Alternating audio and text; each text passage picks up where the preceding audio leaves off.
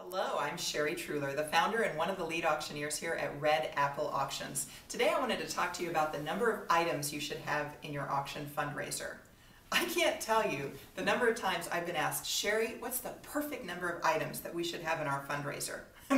If I had $1 for every time I was asked that question, I would be a rich woman at this point.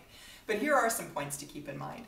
Sometimes I'm working with a charity and the timeline has already been set. They know that they've got 15 minutes or 60 minutes for that live auction fundraiser, and my opinion doesn't matter.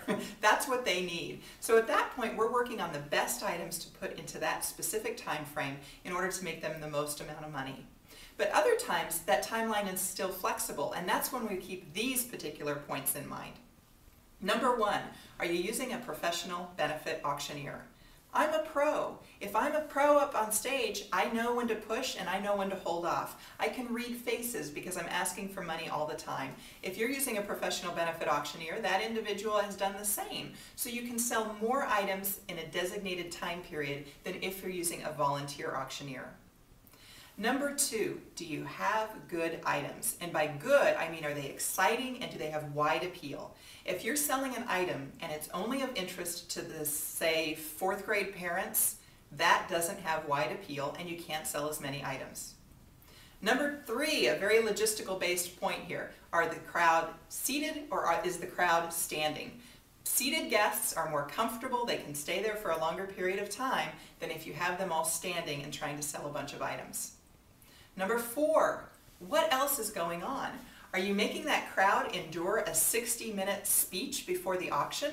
Are you making them sit through a 90-minute performance? If so, the live auction needs to be short because people just can't sit at that point in time. They've got to stand up at some point. What is the phrase? The mind can only endure what the seat can stand.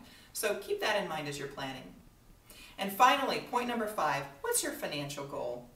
If you've got items that aren't necessarily at the level you need them to be from a value point, you're going to have to sell more of them to hit a particular financial goal.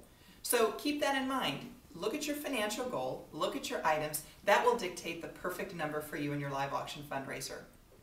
For more free ideas, I encourage you to visit the website. It is redappleauctions.com. Sign up for our free item guide. It includes the 100 top selling items I sold in my auctions last year. You'll love it for procurement strategy meetings. I'm Sherry Truhlar with Red Apple Auctions.